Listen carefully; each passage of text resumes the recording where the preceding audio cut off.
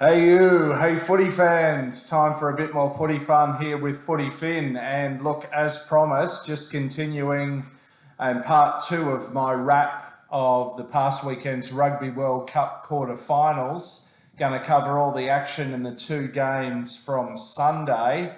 And look, another two blockbuster games, but particularly the second one, which I'll come to in due course. But first, want to run over the England versus Fiji quarter-final. That one was in Marseille from memory. Look, England ended up coming away with it, but not before a bit of a scare. So look, essentially England scored 2 tries in the match. They were both in the first half, but they also kicked 5 penalties and a field goal. And regarding the penalties, I'll come to that and to the refereeing in just a couple of moments. But basically, England crossed the line through Tuolungi and Marchant in the first half. I think from memory, when Marchant scored his, Fiji were a man down. They had a man in the bin due to a yellow card. Fiji did score a stunning try in the first half through Mata.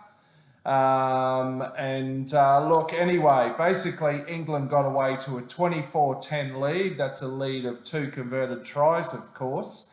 And it looked like they were going to run away with the match. But Fiji had other ideas. With just over 15 minutes left to play, Fiji scored a try in the 64th minute through Rugby. And then only 4 minutes later, in the 68th minute, they got another one through Botitu. And that brought it down to 24 all with just over 10 minutes remaining. And look, it was anyone's game. And as I say, England and their fans got really quite the fright. Of course, not forgetting that Fiji had historically beaten England for the first time ever at Twickenham just before the start of this Rugby World Cup at the end of August. Look, ultimately, Owen Farrell scored what looked like a pretty easy drop goal from close range to put England in front, and then he finished it up with a penalty to seal the final score, which was 30 points to 24 in England's favour. Look, I would say that Fiji did miss a few penalty kicks as well, unfortunately. They'll be ruining that. Now, listen, the referee in this match was Frenchman Mathieu Reynal. Now, he is renowned to be what would we say, an erratic, rather subjective ref. Of course, he had that massively controversial call in the first Bledisloe Cup game of 2022 that handed victory in the final minute to New Zealand. He allowed them to snatch victory from the jaws of defeat there with a controversial call. And look, after the match, in the post-match press conference, Fijian coach Simon Rewalui, forgive me if I haven't got his pronunciation right, I think it's there, was very diplomatic in regards to refs, but their captain, Wais Nayacalevu, who is a very experienced rugby player, who's played over a decade in France with Stade Francais and Toulon. When queried as to whether or not these referees, and particularly referees from the Six Nations countries, might have an unconscious bias against Tier 2 nations such as those from the South Pacific, he ultimately could not. He spoke the truth and said that certainly it does seem like that at times. And he did note that there were 3 occasions in rucks where Maro Itoje had his hand in the ruck, and it was just ignored by the referees. So look, that one is food for thought. So look, it's just interesting now that, as far as I know, in 3 matches now. England or Wales have benefited from calls from English or Welsh or French referees, Six Nations referees, when playing Fiji or Samoa. Apart from that, I'll leave it up to the channel TAS Analytics.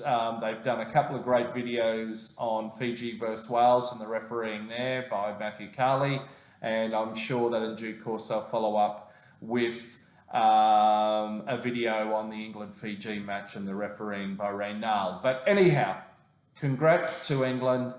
And they're the only Northern Hemisphere left in the Final Four, Northern Hemisphere team. Commiserations to Fiji, and thank you for your brilliance and just for really adding flair and excitement and skill to this Rugby World Cup. It's sad that Fiji could not make their first semi-final on this occasion. There is an argument that they should be led into the Rugby Championship, and I would be supportive of that, and I think they're going to go from strength to strength and will be a force to be reckoned with at Rugby World Cup 2027 in what's basically a neighbouring country of theirs here in Australia.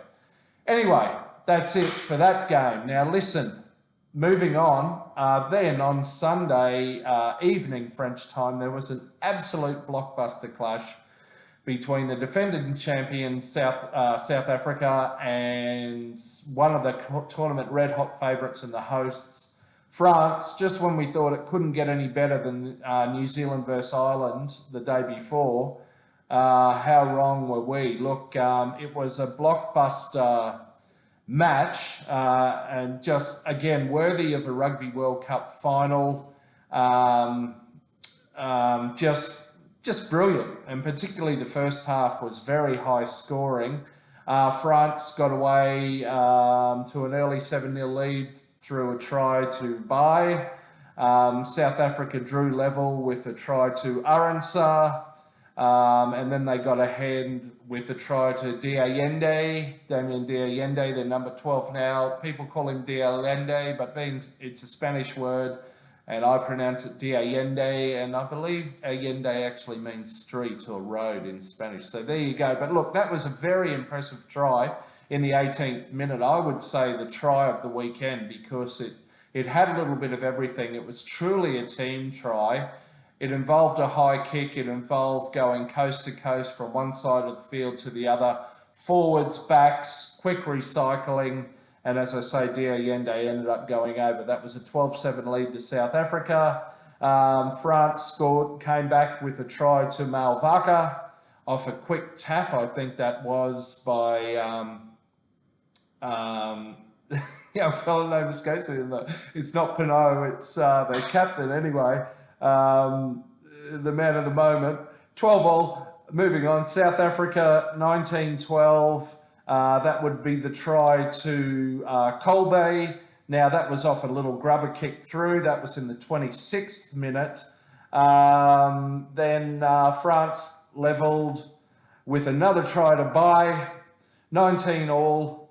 Somewhere in there on the cusp of half-time, Ibn Etzebeth got a yellow card for head-to-head contact on a man he is much taller than. Thankfully, that did not get upgraded to a red. France got a couple of penalties and were ahead 25-19. Now, look, one other very memorable moment that could have proved the difference in the end, in the first half, it was off France's second try, which was to Malvaka out on the right wing.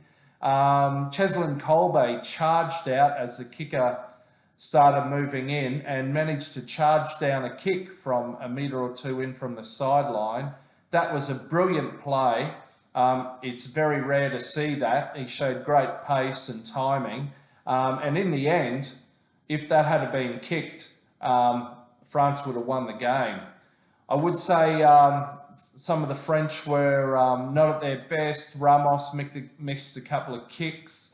Matthew Jalibert, who's really a little bit inexperienced at this level, was a bit shaky. A couple of crunch sort of errors there. But the real kicker for South Africa was in the 67th minute. So just before that, they'd got a penalty.